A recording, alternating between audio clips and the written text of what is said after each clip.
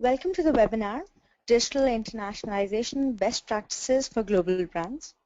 I'm your moderator, Aditi, and I'm thrilled to be joined today by Daniel Huss, Vice President of Digital Customer Experience at eDynamic. Daniel has over 11 years of experience solving business problems through digital. Dan is Google Analytics and OMIHS certified. He has frontline experience with high-growth digital agencies and strong digital project experience in all aspects of traditional digital projects, from strategy development to technology deployment. In today's presentation, you will learn what the latest considerations and the best practices are to address your firm's internationalization strategy. We'll also be having a questions and answer session at the end, so please send us all your queries and we'll make sure to answer them immediately in real time. And now, over to Daniel. Thank you so much. Yes, I'm excited to be talking about internationalization today. It's a fairly big topic, and it's certainly becoming more and more important as large firms realize that once you're on the internet, you're pretty much already international. So there's quite a few considerations to take into account. Some of you on the line might recognize this box. Some of you might not recognize this box. But if you do, there's an old story in marketing relating to this. This is the type of gift that you would receive if you were to purchase something from the jewelry store Tiffany's. In fact, it's become fairly iconic for them, the idea of the powder blue box with the white bow. Tiffany's expanded into Japan quite some time ago. And interestingly enough, when Tiffany's went into Japan, they kept their iconic branding as it was so signature to their overall brand. What's interesting, though, is that in Japan, white tends to be associated with a period of mourning and death, and particularly carnations and ribbons. So Tiffany's kind of learned the hard way that cultural implications are something that you have to consider every time you go expand into a new country. Don't fact check me on this, but I'm pretty sure that if you go to a Tiffany's store in Japan now, they still have the white bow, but I do know that at first they were considering removing that from branding. Fortunately for us, while digital internationalization is still fairly complex, the idiosyncrasies of culture somewhat get removed as long as you still consider those. But what we're going to talk about today are content challenges. And again, not content from a cultural standpoint, but really about wrangling that content beast and how to manage content at a global scale. We're going to talk about the cool things that are going on with UX right now as it pertains to how the best practices are played out in an international environment. And then we'll briefly go into SEO considerations and just some legal thingies that need to be thought of as you expand internationally. Before we jump right in, I kind of want to define a couple terms that I'm going to be using quite a bit throughout this presentation. When I refer to localization, I'm referring to content that is actually being created in a specific country or region within that country.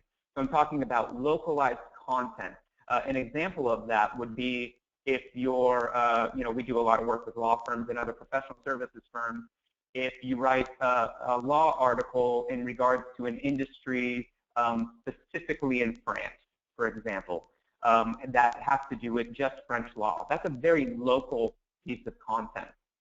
Now that's it can be, of course, multilingual in another language, but multilingual simply means content that is translated into another language.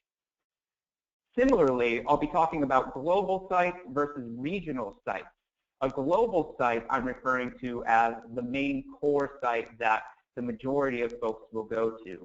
A regional site is a site that will contain localized content.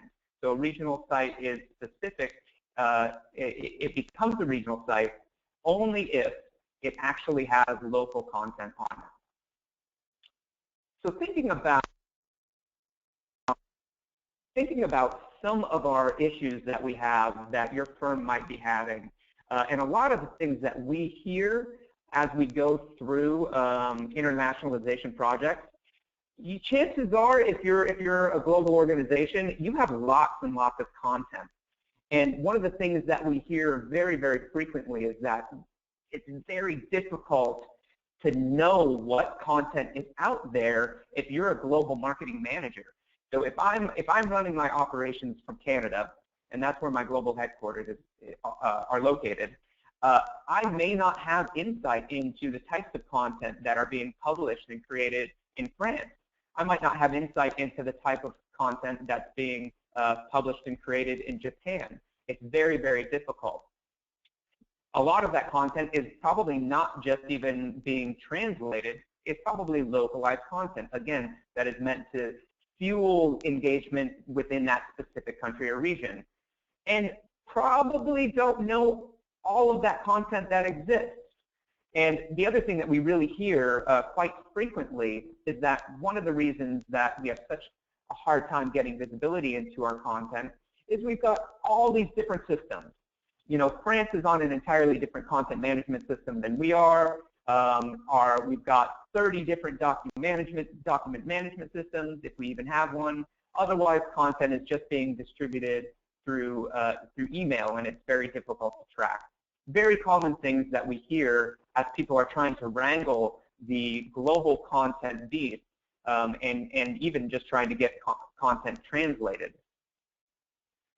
And so what we're really talking about in order to solve a lot of this are global workflows. And the types of workflows that exist really fall into just a couple of categories. So one, the first category is we have the global content. So this is brand-related content. This might be something like the About Us section on the website. This isn't content that's going to be changed really from region to region. So that's global content that needs translating, and then will have to go through a translation agency and get approved by the specific region before publication. The other form of approval would be regional content that's developed. So content, for example, that is developed in France and in their native language, and then needs global approval. Now, all of this poses several interesting challenges, because if you're trying to approve a piece of content developed regionally that's in French, and your headquarters is in the United States and you don't speak French, that obviously poses several challenging problems. And finally, any other content that needs approval needs to go through a workflow process. So some of the options that you have to handle this. One, modern content management systems should be able to allow you to have automated workflows. So regardless of whether that bit of content is being created in the region or at the global level, someone should be able to log in to your content management system, edit that content in their specific section of the site or in their regional site in their own language, and then that should trigger a workflow that then automatically has that sent to, say, a translation vendor, like through a process of Clay Tablet or like Lionbridge. And that vendor can then translate that so that the approver can actually understand it, and then they can approve it, make sure it's brand friendly, and then of course it gets published after it's approved, all automatically. One of the things that helps wrangle in that kind of global content beast is the idea, the notion of a global content calendar, so that we can see at a global level what's being published from France, from Japan, and we understand the entire pipeline of our content. You know, we talk a lot in digital and marketing about that 360-degree view of our customer, but we don't talk enough about a 360-degree view of our content. And that's this is the first step to being able to achieve that if you're creating content at the global scale. To do that, though, you have to have pretty much seamless integration between your systems or singular systems. I know that a lot of global organizations, as I mentioned previously, are operating on sometimes 3, 4 content management systems and have multiple email marketing systems.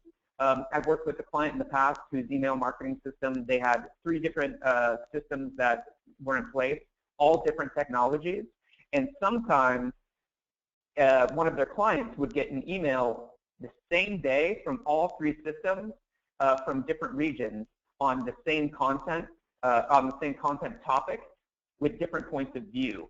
So one, not only are they getting bombarded by emails, but they're getting different points of view from the same company about big breaking news from based on their region. So that obviously creates a poor user experience. So why? We need to start eliminating all these systems, start uniting all these systems in order to achieve that single global content calendar and that global content pipeline. That global content pipeline will then allow you to be able to put those workflows that I mentioned in place to be able to make those types of decisions. Also, the last and probably most important thing to take out of this is that if you're developing content on a regular basis and then relying even on a translation vendor, again, like Lionbridge, the types of things that you should consider are hiring a regional content editor. Mostly because if you're in a law firm or you're a consulting firm, you have complex material that is going to be very, very difficult to maintain the context and the meaning behind it if you're just going through a vendor. So that regional content editor is going to be familiar with your business. And even if you're going through a vendor, they're going to be the type of person that's going to be able to go through this, make sure that it still has the same integrity as was intended, and then be able to publish that live. So this is all geared towards helping us manage that, again, that big global content beast. Let's talk about UX now, because UX is probably one of the biggest things that we think about when we're trying to internationalize our site. So some of the cool things that are happening, and this has been around for a while, but is simply geo-targeting. And I'm going to talk about that in more detail, but essentially what that means, of course, is being able to look up someone's IP address and deliver the version of the site that is most relevant and contextual to them. Best practices as far as UX are concerned when developing international sites, and we see this oddly frequently, are to really maintain the design consistency. Just because it's a regional site, it shouldn't have a different look and feel and a different brand than your global presence. There are considerations, though, that you have to take into account when developing things in another language. One of those considerations is word lengths and character styles. So if we're developing a navigation scheme and we want to publish something in Russian or Swedish, and in some cases German, sometimes within our navigational items, those words can be quite long. And we have to be able to have the flexibility within our design as we internationalize for our navigation to expand to accommodate those. Additionally, we have to take into consideration the special way that characters are displayed in languages other than English and accommodate those in the design. Most importantly, and I think this is one of the most common questions I get, is this idea of when do we use a regional approach versus a global approach. So I'm going to talk about that. Really, when we're talking about regionalization, as I mentioned before, we're talking about localized content, content that is specific to that country or area.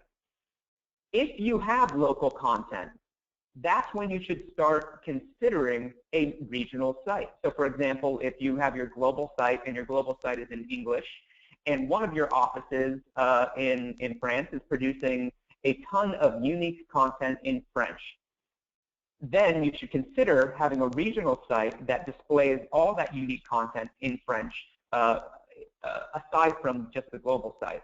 The second question you need to ask yourself, is there going to be enough regional content to sustain, localized content to sustain having a regional site?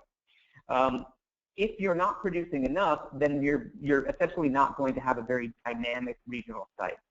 So if you're producing localized content and a lot of it, and it's being updated regularly, I would then suggest, yes, in our example, then you should create a French version of the site that has that localized content displayed on it. If you're not producing a lot of local content, the other option is to have a global site. And then the global site is simply translated into the multiple languages that suit for your firm.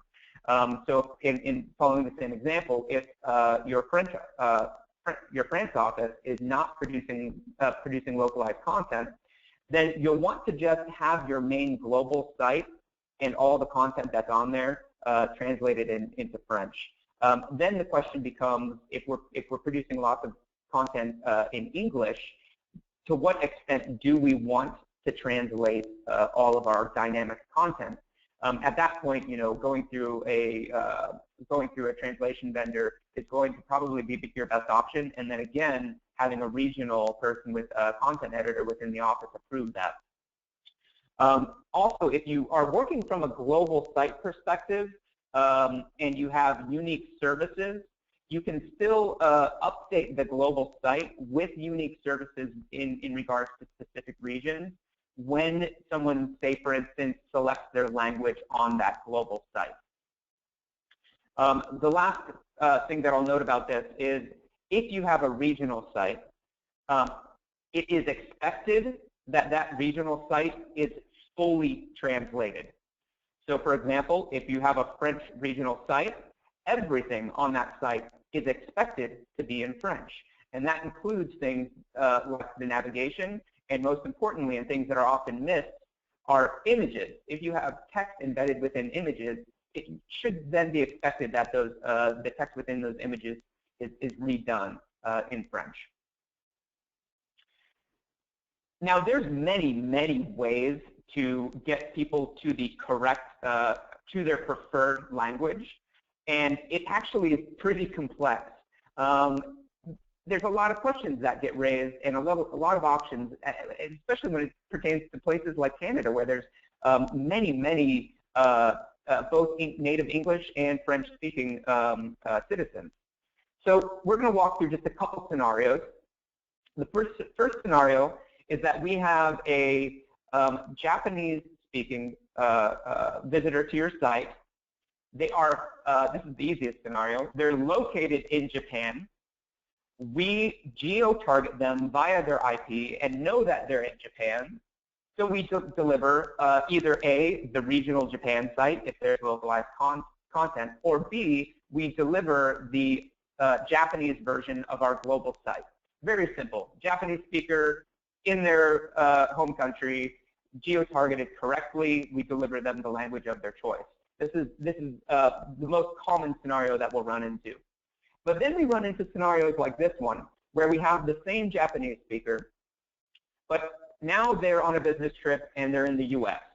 Well, when we target them in the US, we're seeing their IP as being located there. So what is naturally going to happen is that the global version of the site is going to be delivered in English. Now, when this happens, on a global site, there should always be a language indicator drop-down. And I'm sure that many of you on this call have seen this. It's a very, very common UX practice to make sure that language selector drop-down exists on the global site. And then it's up to you, again, versus having a regional site or a global site, if when you select that language, if that person is then redirected to the full regional site, or if they're directed just to a translated version of the global site.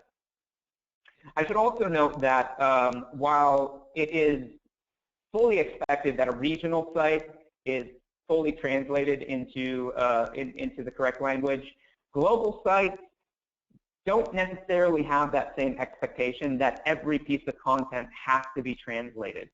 Just the core pieces of content, and typically the more static pieces of content. So, for example, the navigation would be expected to be translated. The core services that you're offering are expected to be translated. The About Us section. Other things that aren't really changing. Very dynamic pieces of content, such as thought leadership, it's typically not expected of a global site. That does have to be translated. Now, SEO is a question that we get a lot, and it's actually fairly simple when it comes to regionalization. It should be noted that there are different search engines that specific countries use and are being used around the world.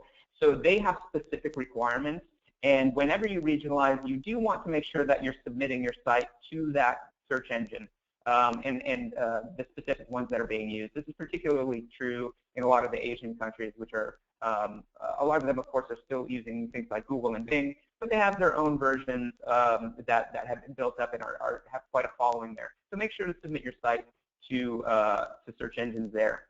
But all of the other SEO best practices remain the same. Just making sure that title tags and meta description and H1 tags are all being used and in the proper, using the correct keywords and being translated correctly.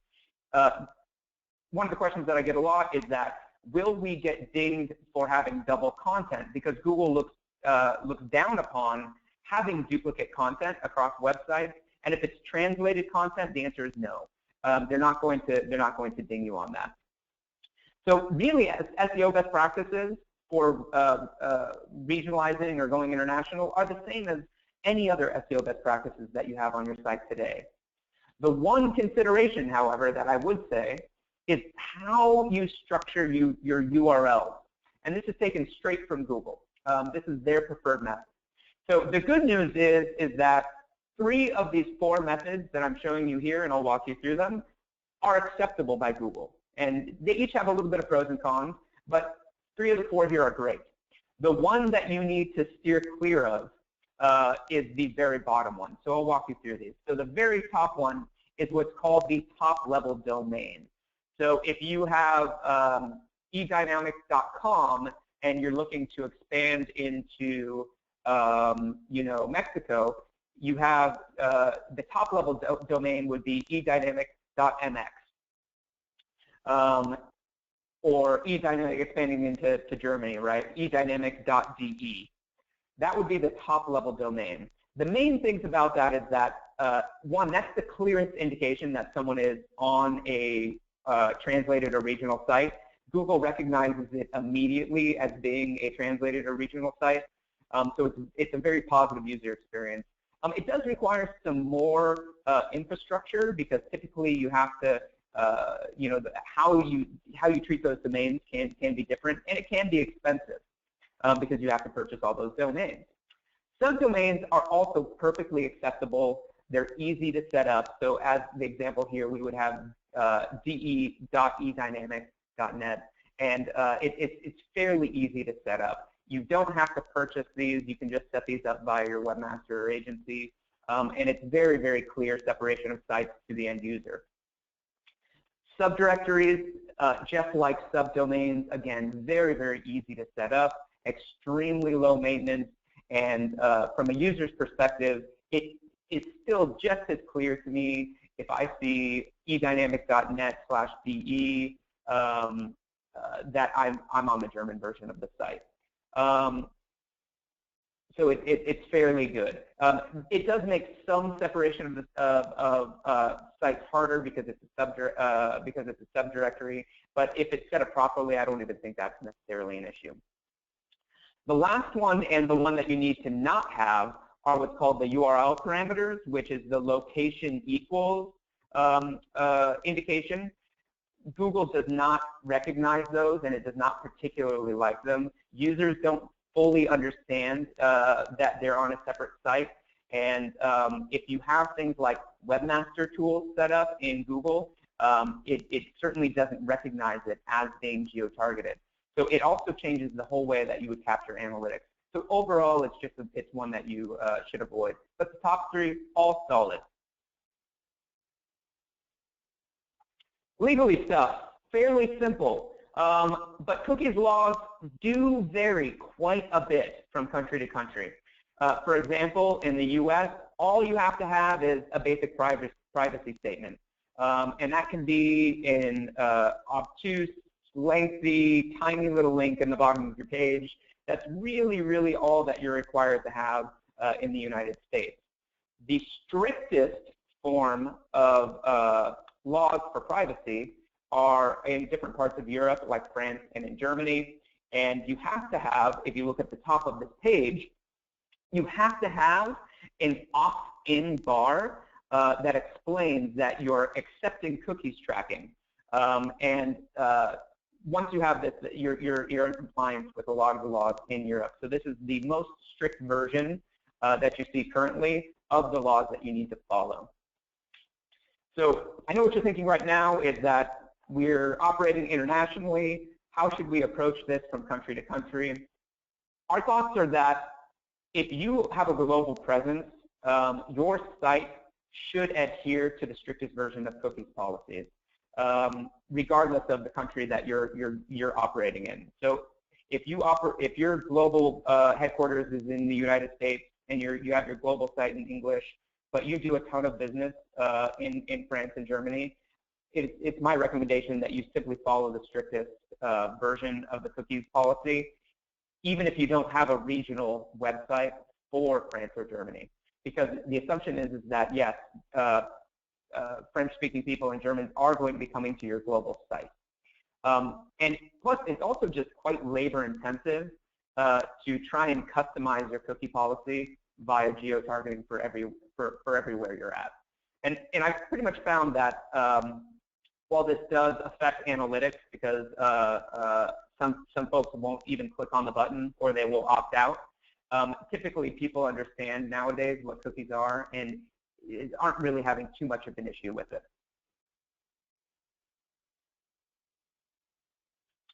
So that about wraps it up for the main considerations for internationalization.